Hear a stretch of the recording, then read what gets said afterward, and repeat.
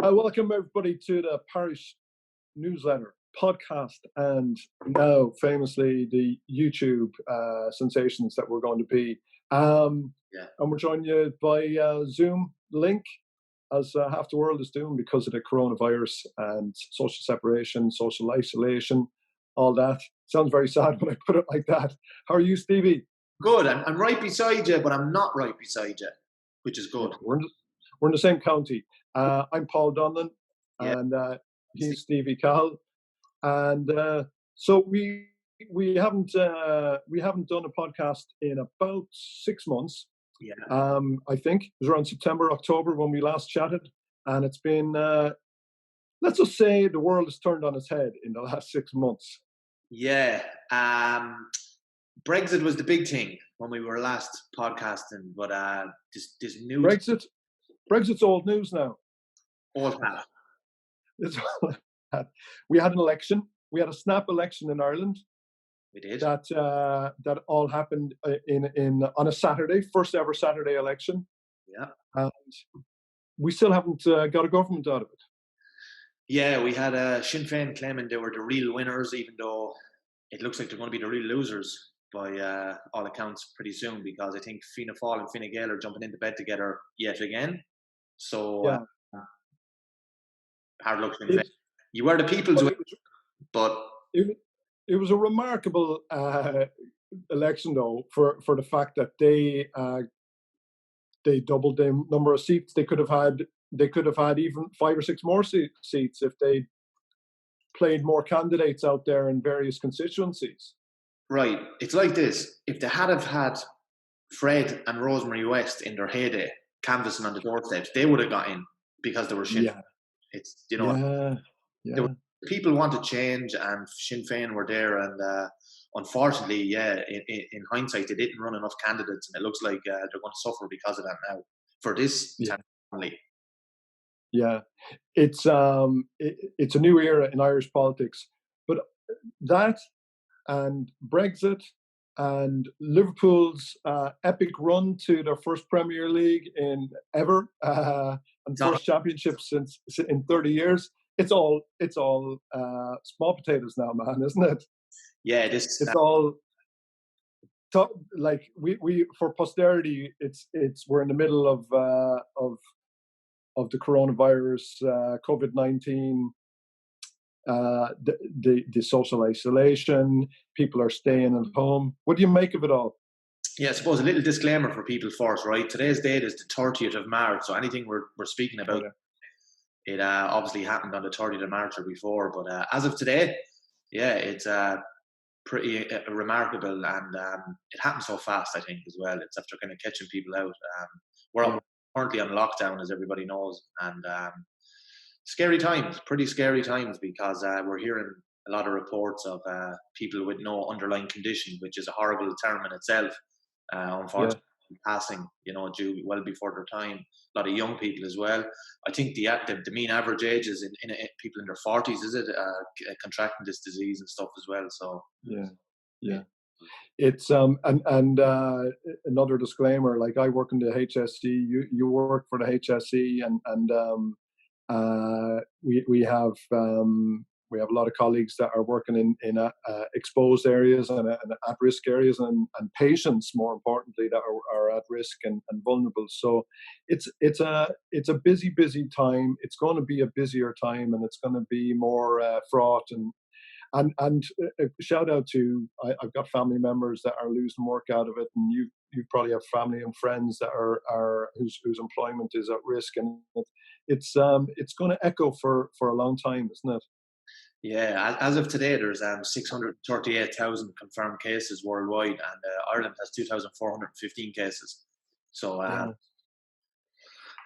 think we're kind of under predictions. The predictions. That the government announced at the start, and we're saying we might kind of reach 15,000 by April, but we seem to be well under that. But again, how accurate was that prediction? As well, you'd have to ask what we're doing. Because we're going to talk more about lighter subjects here in a few minutes. But it I think the number I've been watching that too. confirmed cases. And I think the number really to start focusing on is the how many people are passing away, and at what rate is that growing, and it's every death is a tragic death, and that has really started to speed up in the last 3 or 4 days, as of today, the 30th, as you say, the 30th of March. That's the figure that all of a sudden we all should be paying huge attention to, because that's what we're all afraid of, isn't it? What are we up? We're up to 43 on the island, thereabouts. Yeah, yeah, yeah. Look, well, we wish everybody the best, and I'm sure you echo my thoughts that we should follow the guidelines as closely as possible, and I think most people, I think uh, people have really taken to it, Stevie, haven't they? Yeah, yeah, absolutely, yeah. And I suppose at the start, and I put my hand up. I was one of the people that when we were trying to, keep your social distance and all that kind of stuff, I kind of went to the mountain range because I go there anyway, and I said it'd be a nice little Yeah, way. And yeah, unfortunately it was jammers, packed. People were out for the day trying to get away from it as well. But everybody picked the scenic spots and converged into one time, so it was horrendous. yeah, But I think yeah, people are starting to really like the RT have cameras up at the M50 motorway at rush hour. Not barely any cars on it, so people are slowly learning. And even today, I know the OECD have predictions out today. They're saying Ireland are going to be the least affected country in the world from this. So, bit of good news as well, if it's true. Again, if it's true. mm, Uh, yeah, so hopefully our bounce back ability, that is a word, will be good. yeah, yeah. Look, how have you been keeping sane at home? When I know you've been working too, but when you're home, the kids are here, the boys are locked in and all that. What's it been like for you? It's pretty much trying to get a regime going. So again, the homeschool thing. At the start, I was kind of pretty worried about that. How are we going to get the homework out to them and stuff? And in fairness to the school, they put out the text messages with the links to a little bit of homework. They've been doing that. They've been getting homeschooling off me and obviously my wife as well. So they've been learning stuff that they wouldn't usually learn, which is good because they're doing stuff during the day, your tasks around the house, bringing them out through the fields. It's good Yeah, time as you can't store anywhere else. So you might as well use what's on your doorstep within a 2 kilometer range. So we've yeah, been fields, roads, wherever you can, just to get out and about. It's nice yeah. to get about, and the weather's been You know, pretty. yeah, the weather's been amazing, but it gives you newfound respect. Like I always, I think we all respect teachers. Like they do their their job, especially teaching 8-year-old boys. I've got an 8-year-old boy who has so much energy, and it's the challenge of just keeping him sitting straight for an hour, and challenging him. And he's bright, so he wants to be challenged. But look, I've been going to I'm using Duolingo. This Duolingo app. Yeah, Have you ever used it for French or Italian or Spanish or anything? por favor, when you're going on holidays and you get a little bit of the lingo from wherever you're going. So it's actually a decent app. It's very decent. Yeah. Decent app, and there's kind of a game element to it. So I've been using that. They have Irish on it, Oh, brilliant! and yeah, yeah, it's great. So trying to get him to learn about like explain to him what "taw" means, and you're trying to explain what "taw" means using not English words. You know, God help us all, man. Our kids are going to grow up being the world's worst. Is there an Irish word for coronavirus yet? The You just put a fluck. yeah. Jesus. But yeah, no, it's good. I taught my kids today. Today I'm going to wear a suit. I'm going to be the principal, the teacher, and the board of management all in one day. And God help. Yeah. A big shout out to RT2 actually. Just while we're on it, Oh yeah. they had the home school hub this morning, which was basically just homeschool for all the classes. It was very good. 11, Yeah. 11 a.m. this morning. I'm sure you'll be able to get it on the player and stuff as well. It's very, very good. Brilliant. Yeah. Well, fair play to RT. They're coming through in many ways. And Fair City, I think, is going to run out of episodes. So there's always a silver lining, isn't there? There you go.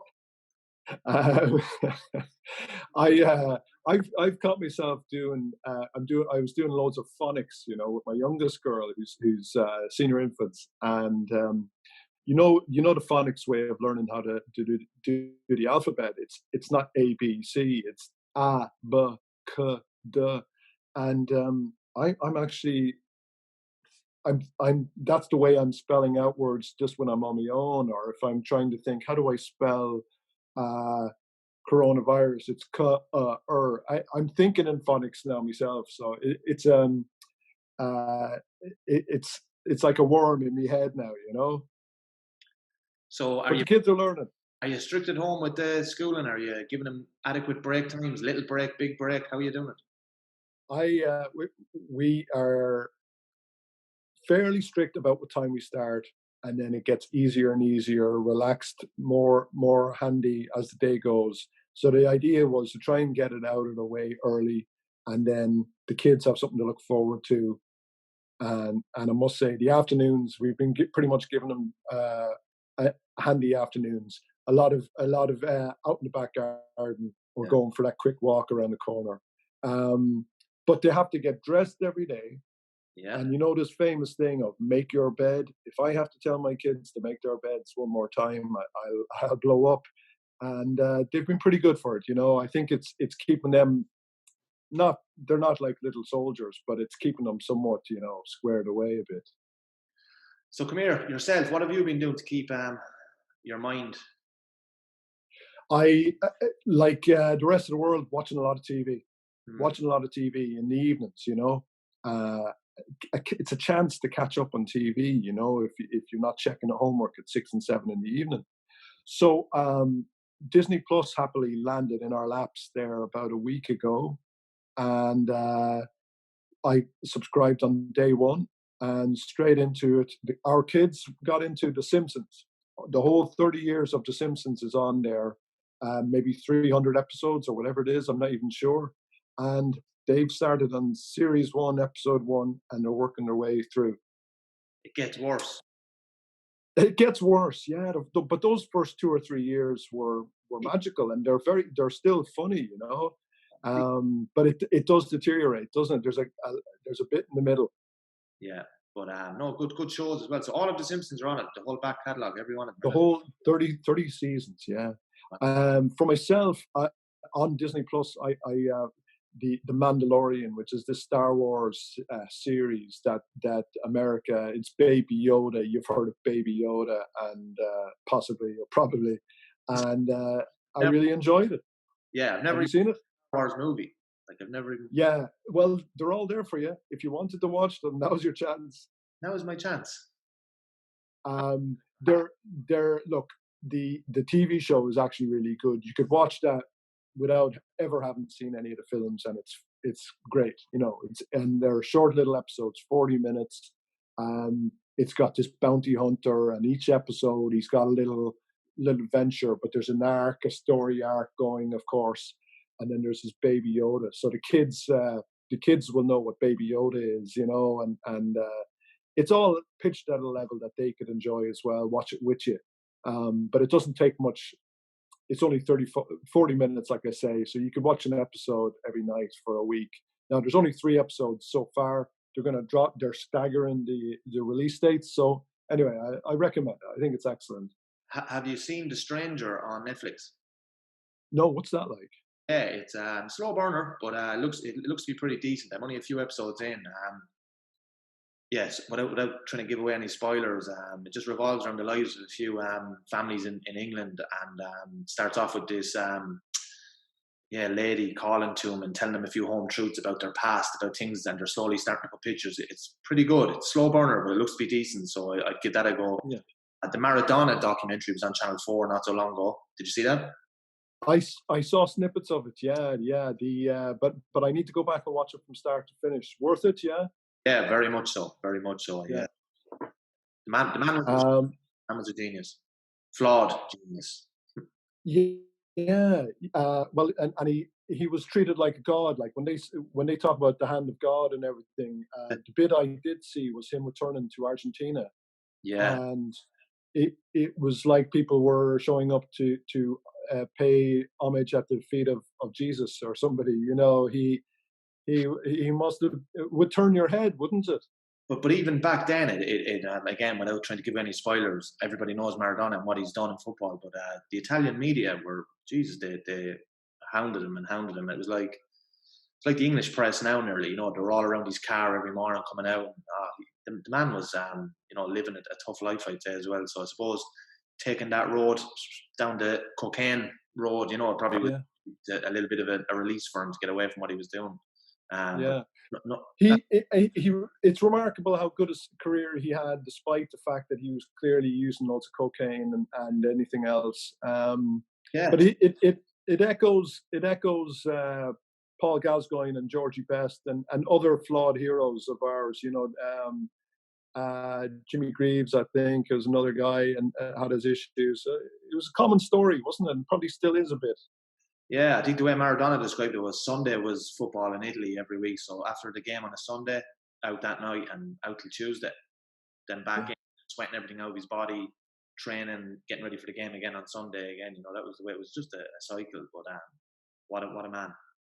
Yeah, imagine if he had the dedication of like Cristiano Ronaldo, who his every aspect of his life, I'm sure, is regimented to the pursuit of excellence. And Maradona wasn't like that. He was just a pure natural, I think, wasn't he? He was. He just had it, and that low center of gravity as well. That Messi and people like that have, just a genius to watch. It just again, flawed. Well, I must go watch that. Yeah.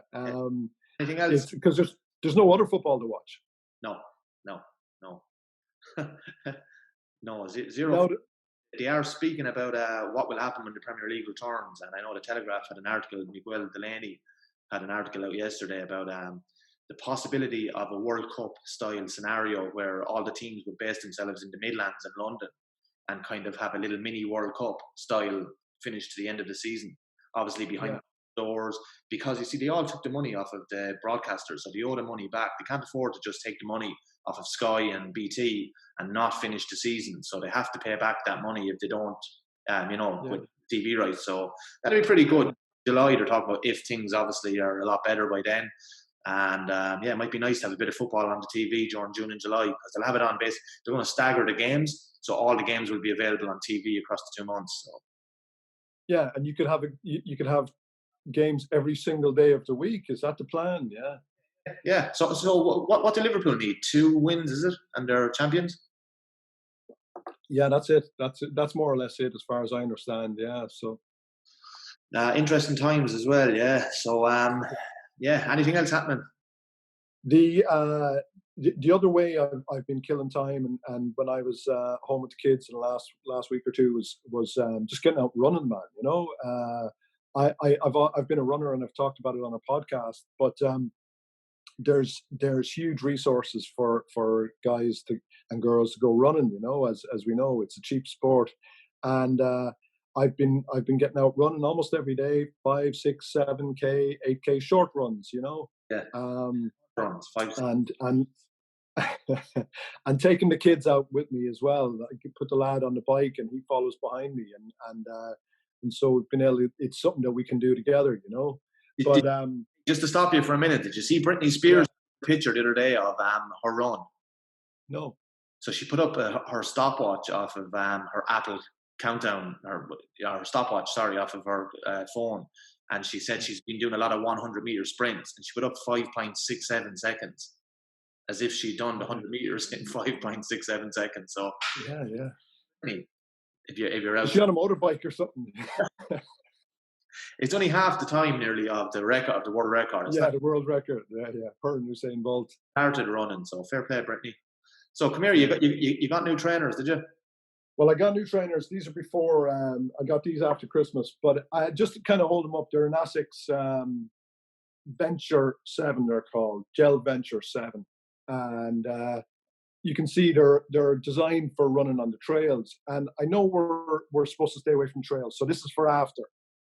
After we get back to normality, or when the trails are in the mountains and Quilcha woodlands are open back up again. But there's no reason why you couldn't just get out running anywhere once all that's lifted. Yeah. But in the meantime, the point point is these kind of runners like them, they were €50. They would have been about maybe €100 brand new. Yeah, Well, they were brand new, but when they first were released, but everything's been slashed. The prices on these things get slashed after they're out of season, and so you can pick up a pair of trainers, runners rather, proper running shoes for 50, €60, and just get out and do it. And it's cheap sport. You don't need new special shorts or expensive bike or gym membership or anything like that. Now, I'm keeping my gym membership going for TJ Reid's here in Kilkenny that I go to, yeah. but I feel they need our support too, and they'll be there for us hopefully when all this is over, when they open back up. Hopefully they'll still have members to go to them. You'd hate to see these businesses go out of business. Well, the way I'm looking at it is it's basically like Christmas now, but with good weather, because we're all stuck indoors eating TV or eating and watching TV. So I'm sure the gyms will be packed when they open back up. And I know a lot of them, you mentioned TJ Reid's, I know Davy Jones in Kilkenny, a lot of the gyms are offering online classes now as well as a way for people out there to, get a little bit active when they're in the home place. I saw your man, Joe Wicks, the body coach. He had, Yes, yeah, I think he was averaging 800,000 people viewing in or something, or over a million. Sorry, over a million was it at one stage into his live workouts. So like yeah. people are well into it. And there's a lot of I've never seen as many people do burpees online and all these kind of exercises. Right. You caught any Air squats. yeah, and basically they're all you're just utilizing things you would have in your house, which is handy as well because we don't Yeah, all the gym equipment is sold out online nearly anyway. If you wanted something, that's right. yeah. Yeah, the likes of Sports Direct and JD Sports and Elvery's and all these O'Neill's, they're all thriving. They're selling lots of gear and workout gear and shoes and all that. So it's something good that's coming out of this. Look, and this is probably arguable, but does it equip you better to deal with the virus if you happen to get it? Does it make you a bit healthier in that regard? Maybe that's tenuous. I don't want to say anything that's not correct. But it's certainly the opportunity is there for a lot of people to get out and train a bit and run a bit. You were doing a bit of training, Stevie, weren't you, there in the run up to this? And then that's probably stopped, has it? It stopped. Oh yeah, it has stopped. Yeah, everywhere's closed at the moment. But looking forward to getting back home when it opens back up, and shouldn't be too long with a bit of luck if we all just Yeah. abide by the new restrictions. Do you wanna recap what you were doing there with Davy Jones? Yeah, we were doing 1-to-1 with Davy Jones there in Kilkenny. Actually, it was going pretty well. We were doing 3 sessions a week, and in fairness, he was trying to knock us into a little bit of shape. So fair play to him for trying. But he was getting results, limited results, but he was getting results, and it was starting to feeling the benefits of it a whole lot. But I am busting to get back into it. I'm doing a little bit of cycling at home and running in the meantime, and your home exercises that you can do, all within 2 kilometers of your house, of course. Yeah, yeah, absolutely, yeah. Gardaí out on. Say that again. Sorry. Have you seen many Gardaí on the streets on your way? There's none out today that I saw, but I'm carrying my my HSE badge around when I'm out and about during the day, and I think they're being very cool, very very decent, and it's a tough job they have, isn't it? Well, at the moment, like they're supposed to be, making 3 and 4 of themselves because they're trying to police the streets to make sure people are out only, getting the essentials or, going to work and stuff like that. But pretty difficult. Dublin, I think it's, today, especially on Twitter, I see a lot of tweets about people who are stopped a lot of times. That's good to see. There's a good police presence on the streets at the minute. So I think we need it. Just to note, like if you see two police together, I believe there was somebody getting abused there. 2 police there. Dahi Regan, I think it was, who was given out about 2 police being close together, and he was advising them to separate. But the police, the guards are being paired up, is my understanding, so that they're going to be spending time in the car, but it's just the 2 of them. So it's John and Pat in the same car for the next 3 months or the next number of months. So I would just say, look, if you see 2 guards and they seem in closer proximity than the 2 meters, it's because of that. It's because they're being paired up. They're almost like a married couple, I'd say, are getting to that point. Um, No, no. but I thought that was funny. Dahi Regan was, and then of course you say anything out of place on Twitter, and the whole world is on Twitter these days, so they're just jumping all over anything you say, I think. I saw in India they had a nice way of dealing with the people who are on the street. They are carrying big sticks, beating them on their shins and ankles and all other sore places. Saw a lot of videos, circulating about Yeah. that. So Yeah, I saw that too. We live in a different society, don't we? yeah, but obviously, it's taken a virus and a pandemic for us all to finally be nice to each other. Some way. Yeah, Unfortunately, yeah. want to die, but you see it like even in supermarkets, or a lot of people online are offering their resources and help, which is brilliant as well. Free delivery, and trying to help out the elderly and stuff like that. Unfortunately, it's taken a pandemic to get us all to act like that, but that's one of, I suppose, the pros that is going to come out of this, hopefully at the end. Yeah. It keeps being repeated, but appreciate what you've got right now, and appreciate the kids you have, and appreciate your parents and all that. You're probably doing a bit of reading. You doing any reading, or is it a lot of online reading, or what you getting up to yourself? Yeah, mostly online, to be honest, at the moment. You've a good book you're reading, have you, at the moment? Well, I finished this book there a couple of weeks ago, "The Rise of the Ultra Runners." It's a book by a guy called Finn is his last name. Adaranand is his first name, but Finn is his surname. He's an English guy of Irish descent, actually. And his parents, I think, were hippies, hence the Indian name. He's written a few books about running with the Kenyans, and he did a book about running in Japan for a year. And he's a very talented guy, very talented writer. I mean, he's got a brilliant method of imparting his own experience of running. And as a running kind of geek, I found it a good read. But it's The Rise of the Ultra Runners, came out last year. And he talks a bit about the whole culture that's growing of people deciding that they want to go a little further even than a marathon, 45, 50, 60 kilometers, all the way up to 100 plus kilometers or 100 plus miles, but a well-written book, The Rise of the Ultra Runners. Yeah, if anybody's looking for a book on that subject. And apart from that, I've been reading, well, the kids are reading Harry Potter books, and so I'm kind of helping them with that. But there's a guy called Philip Pullman, wrote a famous series of books called His Dark Materials, and been reading them as well. And again, they're kind of aimed at kids and young adults, but it's kind of thing. If you're looking for something to do with a fantasy area, that might appeal to some of our listeners and people watching on YouTube. Yeah. This is the time to do it, isn't it? Yeah, absolutely. And a lot of the bookstores have closed, as we know. But, obviously they've had to close, but I'm sure you can still get Amazon books and stuff like that. Can you get digital copies delivered as well? Digital copies, audiobooks. Audiobooks is something that I look to a lot because of I can, it fits around my own life. But the libraries, you can join the library, your local county library now, for free, and they have a lot of these ebooks and audiobooks available. They have a supply of audiobooks and email ebooks that you can download. So free option, doesn't cost anything. So you just have to figure out the technology. That's part B. I see Folan's. Folan's, the educational company that do the school books. Yeah. They have a free login at the minute as well for downloading the ebooks. So if your children are at home and you're doing a little bit of homeschooling, you can get all the books online for free, which is Right. decent, I suppose, as well, isn't it? Yeah. Good on them. Good on them. Was there anything else you wanted to talk about, man, before?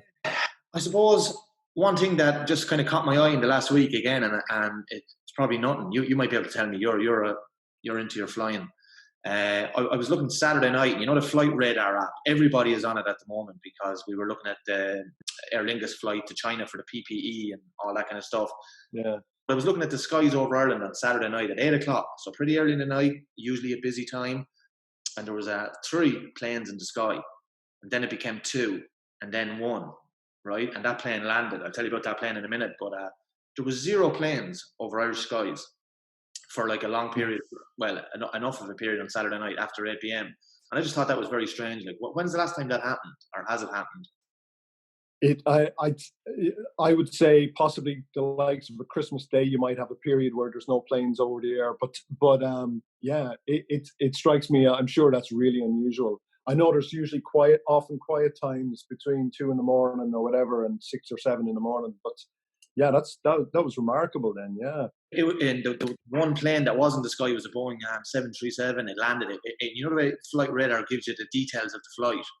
yeah, So it came from Nuremberg, but it had no NA for what it was doing or whatever. But some guy on Twitter responded to me, and he said it was actually U.S. soldiers coming back from the Middle East. That's the route to take into Shannon before they go on again. So it makes sense. So yeah, yeah. again, are all the U.S. soldiers on their way home? Are they from the Middle East? They have a huge number still, but yeah, I guess there's a lot of repatriation of people living Americans heading back to the States, and Irish people that are living abroad coming back to Ireland to just be home. Isn't that? And people cancelling holidays. Of course, I know we've cancelled our summer holiday, and most people are like, Can I ask you, uh, have you cancelled or have you waited for them to cancel? we there was we were booked with Eurocamps, and they sent out a email basically saying that you can cancel or you can defer. We lost a small deposit, 100 quid or something like that, but we just went ahead and cancelled. Um, I suppose we could have waited and maybe not lost our deposit if they came and said they're forced because of government regulations or EU regs or something like that. But the likes of flights and all that, I think people maybe bet wiser just to hold off on cancelling and see what happens. I think the airlines are prepared to work with people, though, aren't they? Well, at the moment, Ryanair are asking me to check in for a flight that's supposed to be leaving Ireland in 2 weeks to Spain, and they're like, Yeah. "Oh, happy about it." Asking me, "Do I want to rent a car?" But I know well that flight won't be going. They know well that flight won't be going. But they're Mm. waiting for me to maybe cancel. And as people might or might not be aware, if you cancel a flight in Ireland, you're entitled to zero back, like off Ryanair. You don't get a penny back. But if they Yeah. cancel the flight, you are entitled to the refund.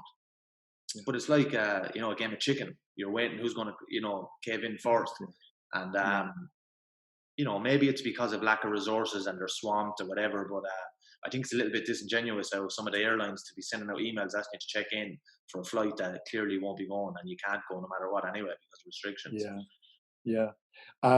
After the full thing washes out, when we're 6 or 12 or 18 months down the road, I think people will remember how they were treated by the various businesses around, whether it was your bank, your local supermarket, or your pharmacy. All the good things, positive things, but you'll also remember the negative stuff you get. The shit that you might get from Ryanair on these kind of matters. Don't forget them. I, But I think you and vote with your feet going forward. yeah, again, I know kudos to Aer Lingus. They went and got us all that PPE there as well. They're using their planes for a lot of good as well. But it takes Paddy Cosgrave, who is him over to Web Summit, to sort out the PPE. What's that about? Because Yeah, clearly he's stating there was a mass shortage in the country, which there is, and we all know now there is. But again, is it staff in the UK? They've kind of said that staff stole them out of the hospitals, and that's why there's a shortage in the UK because the panic from the start, was kind of so widespread. People were very fearful and wondering, should I be getting my PPE now for work? yeah, And then I was seeing pictures emerging on social media over the last few days of healthcare staff wearing black bags as gowns, making their own masks, no disposable goggles. Like that's pretty, it's difficult enough to work in the health system at the moment without yeah. having to endure that, isn't it? It's incredible. Look, the circumstances we find ourselves in, and if you're working in a medical in an ICU or in a medical unit, like it's just unforgivable that you wouldn't have that you wouldn't have sufficient PPE. It's just incredible. Yeah.